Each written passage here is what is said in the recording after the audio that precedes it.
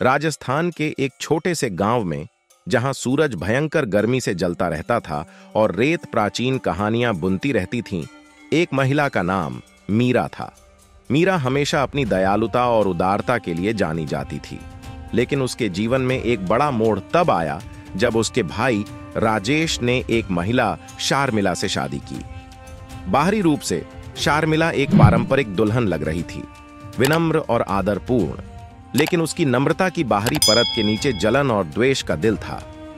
मीरा हमेशा अपने भाई के साथ एक करीबी रिश्ते की सराहना करती थी। वे एक छोटे साधारण घर में बड़े हुए थे। उनके माता पिता ने उनकी भलाई के लिए कठिन परिश्रम किया था। उनकी वित्तीय समस्याओं के बावजूद मीरा और राजेश ने हमेशा अपने पारिवारिक बंधन में सांत्वना पाई। लेकिन शारमिला के आगमन ने सब कुछ बदल दिया। शादी के दिन से ही शारमिला ने एक ऐसा व्यवहार दिखाना शुरू कर दिया जो वह शादी से पहले दिखा रही थी, उससे बिल्कुल अलग था। वह चालाक और कपटी थी और उसकी मुस्कान अक्सर उसकी सच्ची मंशाओं को छिपाने का मुखौटा लगती थी। उसने अपने नियंत्रण को राजेश पर लागू करना शुरू कर दिया। धीरे धीरे मीरा की स्थिति को परिवार में कमजोर कर दिया। शारमिला का मुख्य लक्ष्य मीरा था। उसने छोटे छोटे अपमानजनक काम करना शुरू कर दिया। राजेश के मन में मीरा की इरादों को लेकर संदेह पैदा किया। मीरा हमेशा हमारे मामलों में इतनी क्यों शामिल रहती है, वह निर्दोष तरीके से पूछती। क्या उसके पास अपने परिवार की चिंता करने के लिए कुछ नहीं है?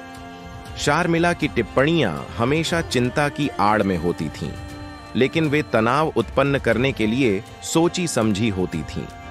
एक शाम जब मीरा अपने भाई के घर पर थी, शारमिला ने एक कहानी तैयार की कि मीरा ने कुछ महंगे गहने चुरा लिए हैं।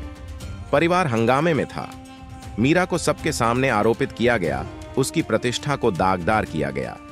शारमिला ने पीड़ित पत्नी का किरदार निभाया और राजेश अपनी पत्नी की चालाकियों से प्रभावित होकर जल्दी से मान लिया। परिवार का विश्वास मीरा पर हिल गया और उसे बहिष्कृत कर दिया गया, भले ही वह अपनी निर्दोषता की चिल्लाहट कर रही थी। आरोपों का बोझ मीरा पर भारी पड़ा।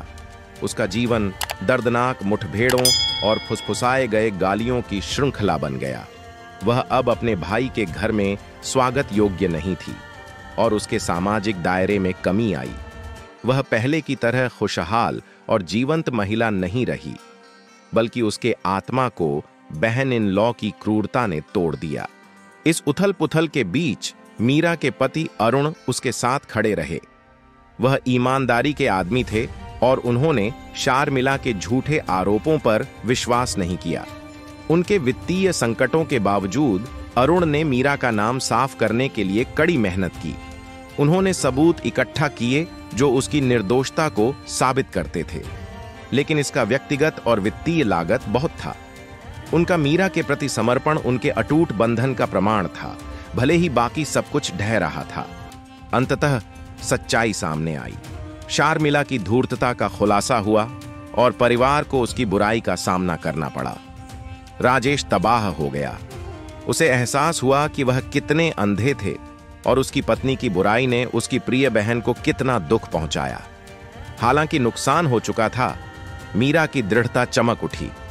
उसने अपने भाई और उसकी पत्नी को माफ कर दिया, हालांकि उनके विश्वास को बहाल करना मुश्किल था।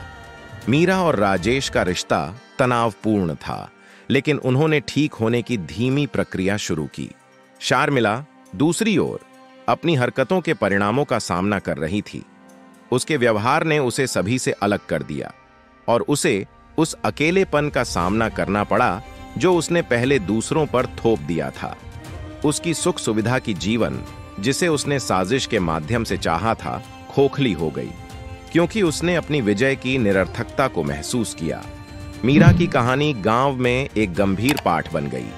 यह विश्वासघात और मुक्ति की कथा थी, जलन और छल की शक्ति की, और उन लोगों की दीर्घकालिक ताकत की जो इस तरह की चुनौतियों का सामना गरिमा और साहस के साथ करते हैं। गांव वालों ने मीरा की दयालुता और उसकी कठिनाइयों को पार करने की शक्ति की चर्चा की, और वह कठिनाई के समय में स्थायी आत्मा का प्रतीक बन गई। फिर मिलते हैं एक नई वीडियो के साथ। तब तक आपका ख्याल जरूर रखिए और मेरे चैनल को जरूर से सब्सक्राइब शेयर और लाइक कीजिए।